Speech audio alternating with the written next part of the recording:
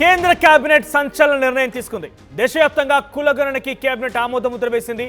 సాధారణ గణనతో పాటుగానే అంటే జనగణనతో పాటుగానే కులగణన నిర్వహించాలని చెప్పి అటు కేంద్ర నిర్ణయం తీసుకుంది. అధికారికంగా ఈ విషయాన్ని అటు కేంద్ర మంత్రి అశ్విని వైష్ణవ్ ప్రకటించారు. స్వతంత్ర భారతదేశంలో తొలిసారిగా కులగణన చేపట్టబోతున్నారు. సర్వేలకి బదులుగా పారదర్శకంగా కులగణన చేస్తామని చెప్పి ఆయన ఈ విషయంలో చెప్పుకొచ్చారు. ఇక కులగణన పైన ముందు నుంచి వ్యతిరేకంగా ఉన్న బీజేపీ ఒకసారిగా ఈ స్టేట్మెంట్ ఇవ్వడంతో అందరూ కూడా ఒకసారిగా షాక్ గురయ్యారు. అందరూ కూడా ఒకసారిగా బీజేపీకి మద్దతు పలుకుతున్నారు. దేశవ్యాప్తంగా కులగణన పైన వ్యక్తమవుతున్న డిమాండ్స్ నేపథ్యంలోనే బీజేపీ నిర్ణయం తీసుకున్నట్టు తెలుస్తోంది.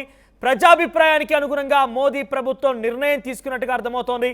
ఇప్పటివరకు కులగణన చేపట్టినటువంటి రాష్ట్రాల్లో ముఖ్యంగా భారతదేశంలో అటు బీహార్ కులగణన చేపట్టింది, తమిళనాడు కులగణన చేపట్టింది.